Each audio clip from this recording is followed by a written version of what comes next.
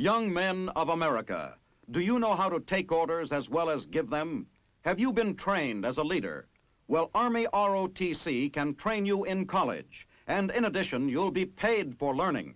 Here's how it works. If you enroll for ROTC and keep up your scholastic and military grades, you may be chosen to continue the ROTC course where you'll be instructed in the technical skills of the Army under trained and experienced military personnel. And after 4 years, you'll be commissioned a second lieutenant in the Organized Reserve Corps, or perhaps in the regular Army. And only then, after you graduate and receive your commission, will you be called to duty. And remember, all men between 18 and a half and 26 are liable for military service. Take Army ROTC. Learn today, lead tomorrow. 1, 2, 3, 2, 1, 2, 3, 1, 2, 3, 4, 1, 2, 3, 4. Position of attention. Move. Position. Position.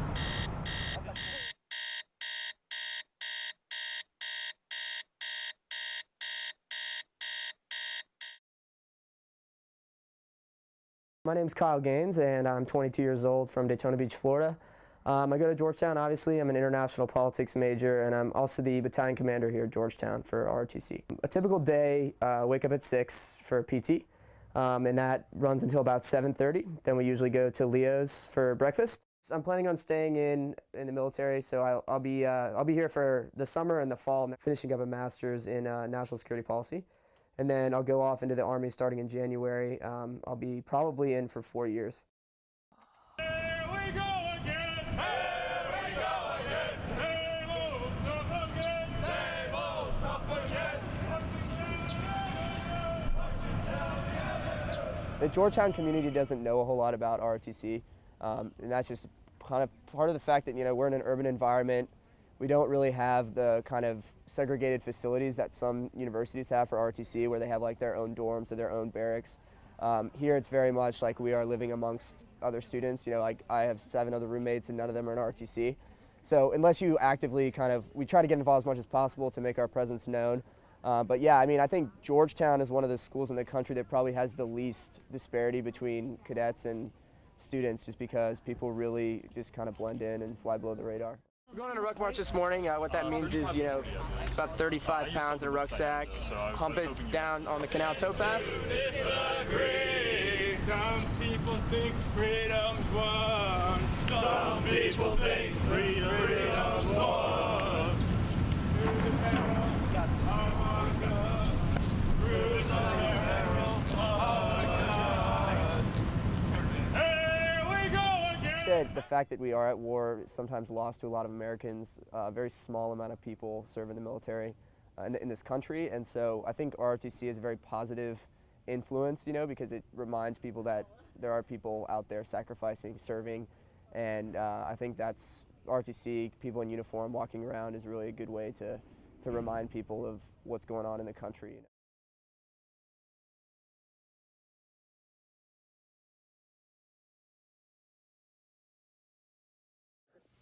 Down, keep coming down. Roger, hold it right there. Hey, right there now. They reach the right, hit the left, that's all. Oh, back up now, we got a big lift behind us. Go forward, TT.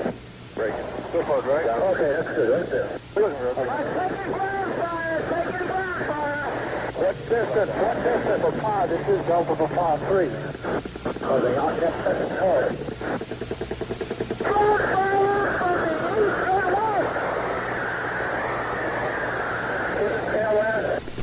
Now, buddy, we're gonna be down here. We're not going to stupid fuck up. The second switch coming down, and if nobody can do it, these guys can do it. So just relax. It'll be cool, okay? No.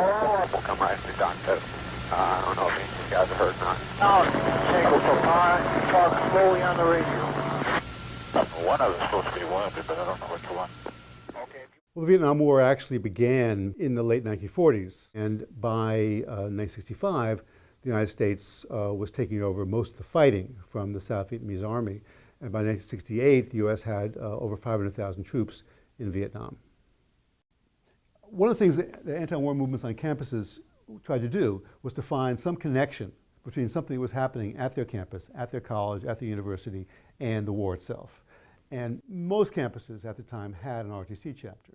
And this was, so ROTC chapters became, rightly or wrongly, a very handy target for anti-war movements on college campuses. And because obviously ROTC was giving people scholarships, they were taking courses in military science, as it was called at the time, and then, of course, they graduated and had to serve a stint in the military.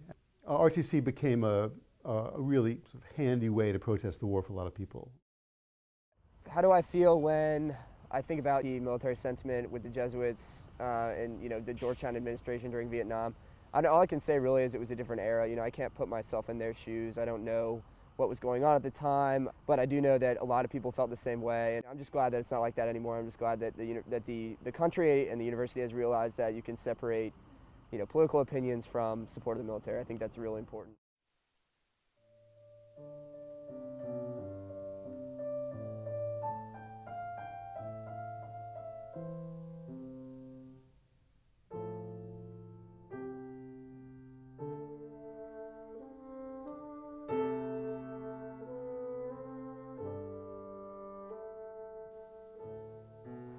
The Vietnam Veterans Memorial Fund brought the Wall That Heals to Georgetown because of the after effects of the government shutdown, and Georgetown University was gracious enough to be our hosts along with the Georgetown University Veterans Association.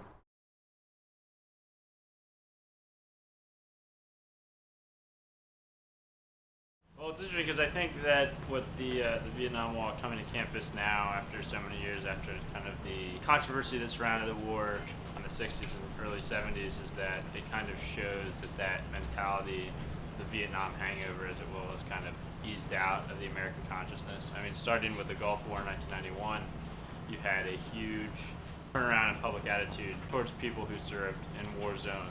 And then I think with the Vietnam Wall coming here, I mean, it's watershed moment for Georgetown because it has cleansed itself of that time in history. I think watching people go up and look at it, even living here in DC, there's probably a lot of people that haven't been down to the Vietnam Memorial Wall. Them to see that and just to see those names on there, we lost a great deal of America's youth and innocence in that war. For them to actually see that and connect not just the history, but also the history with the real names. These are actually young men and women who gave their lives. They might not have understood exactly why they were doing it. Everyone knows that there's a lot of history with the Vietnam War, but they did it willingly. They served their country, and they paid the ultimate sacrifice. Vietnam is a very interesting case, and it is a really weird feeling to think about, if I were here, being on campus and experiencing kind of the things that those people experienced. Fortunately for us, I think this country really realized that the way it treated soldiers and the way it treated the military during Vietnam was a huge mistake, mostly because it wasn't the soldiers' fault in a lot of cases. I mean, we were a conscript army, so a lot of people were drafted, and kind of taking out your political frustrations on soldiers, in retrospect, doesn't make sense at all. And I think people have now realized that, and we've really kind of tried to heal a lot of the wounds that were caused during Vietnam. The way a country remembers its dead has changed significantly since World War I, and something like the Vietnam Memorial is the pinnacle of remembering in memoriam.